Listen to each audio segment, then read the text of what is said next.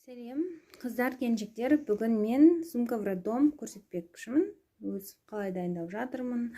Ютубтан мыңдаған видеоны көріп, сосын өзімнің қалай дайындалғанды көрсетпекшімін. Сіздерге кішкене де пайдалы болса, қуаныштымын. Айтпақшы, мен Қазақстан, Жетісай қаласының тұрғынымын. Кім Жетісайдан комментарий қалдырып, менің парақшама жазылып кетіңіздер. Ал кеттік. Мына заттарды алдым. Қазір бір көрсетіп шығайын, сосын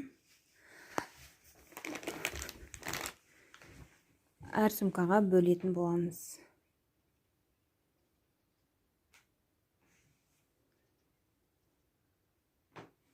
Маған 38 апта 5 күн болып тұр, дәл қазіргі уақытта.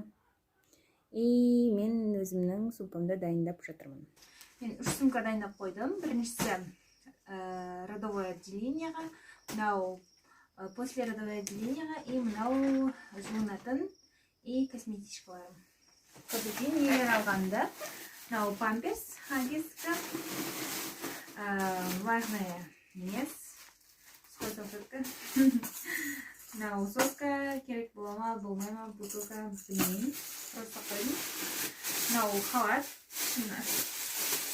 Қазір менде сентябрьде босанам ала қалады, соған байланысты сәл қаңдау халат. Подкладки әртүрінен білмеймін қайсын қолданатынды, мүмкін екеуін ғана алып кетем, үшеу алып қойдым. Мынау киім, екі киім.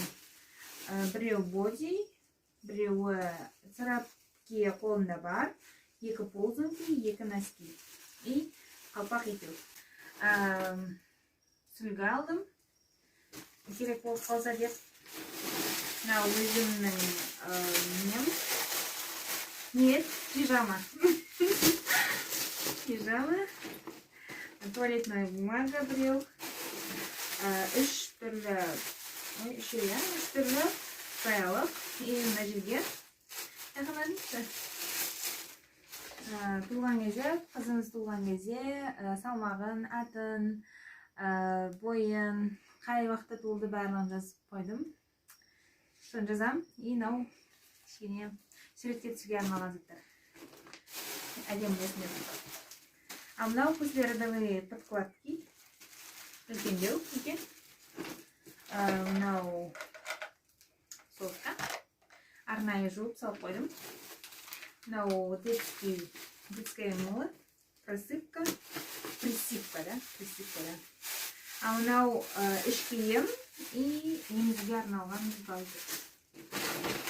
Влажные салфетки, мынау мусор салуға, мусорды ары-бері тасып жүруге қиын болады. Сол үшін қасыңа мусор болса или кірпейін болса сақлайтын пакетик. Мынау бөліп салып қойғам, өйткені коробкасымен салсам үлкен болып кетеді, керек емес. Бұл грудиге қоятын зат.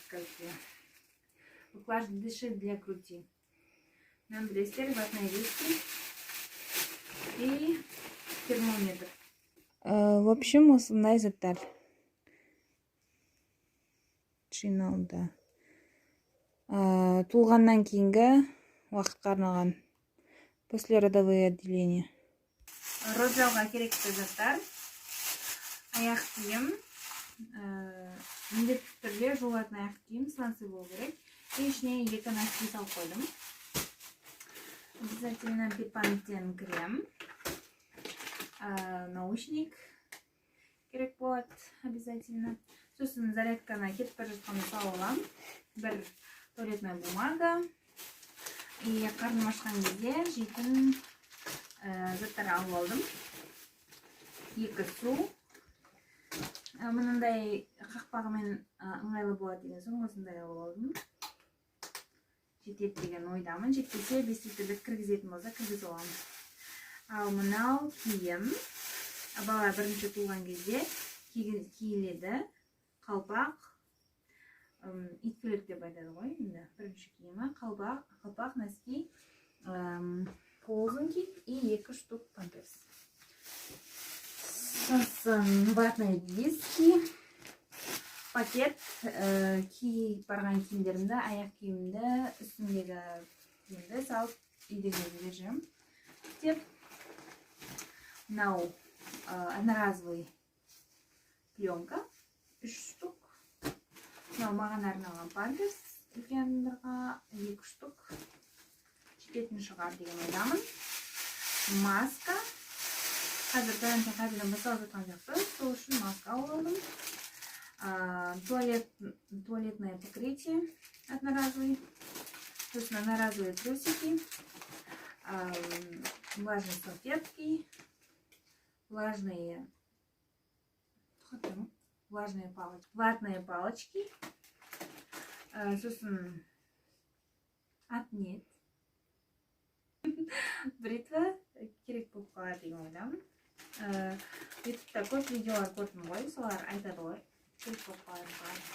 Жаңағы тамақ қаныма шықпаса деген. Мынау толғақ кезінде ерін жанып кетеді екен әйелдердің.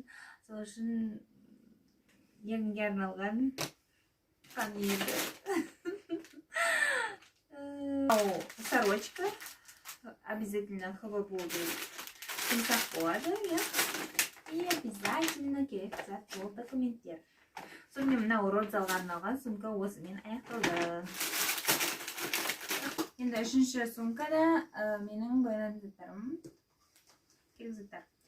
Мынау тень, помада, тарақ, балаға шомылуға арналған умывалка, жидкое мыло.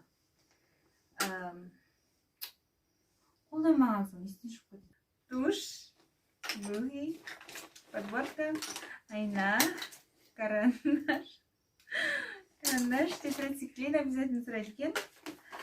Пудра, зубная паста, зубная щетка и помада для губ. Все, что у меня в сумке. Да, и шығаруға уақыт болған кезде, шығаратын уақыт кезде күйеуіме алдыратын заттарым. Мынау қызымызға арналған көйлек. Осыны киіп шығарамын. Мынау атын ұмытып қалдым, бірақ осы затқа салған. Қызымызға арналған киімдер, солар керек болса сұратам, керек болмаса үйде тұра береді. Боди, короче, все. Сосын қыздарым менің аккаунтыма, менің видеомды көргенге келгеннен соң мен сіздерге пайдалы ақпаратпен бөліскім келіп тұр. Разрыв болмау үшін бірінші не керек? Мен аяғым көрініп тұр ма? Не? Олайырсын. Разрыв болмау үшін негізі анемия болмау керек, воспаление болмау керек, ешқандай выделение болмау керек, выделение ақ, сары, ешқандай түсті болмау керек. Сосын ең бастысы демалу дұрыс болу керек. Толғақ кезінде расслабленно болып тұруымыз керек, и өзіңе ұнайтын позада отырасың, и жоғарыдан төмен қарай ішіңді сипалайсың. И демалу кеудемен емес, ішпен болу керек. Демалған кезде дем алу процесі мұрын арқылы, и шығару ауызбен шығарамыз. Демалу процесі 4 секундқа, ал шығару процесі 6-7 секундқа созылса өте жақсы. Не былай, мұрынмен демаламыз, ауызбен шығарамыз.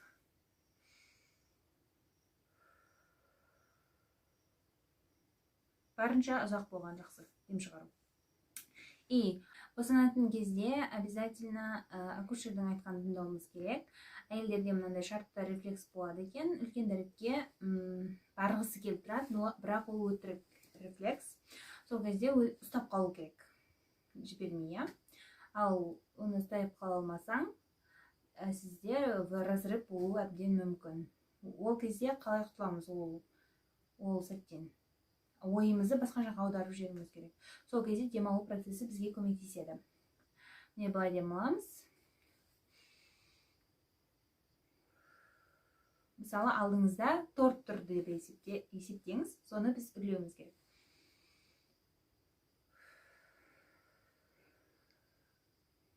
Барынша азартамыз, немесе паровоз сияқты.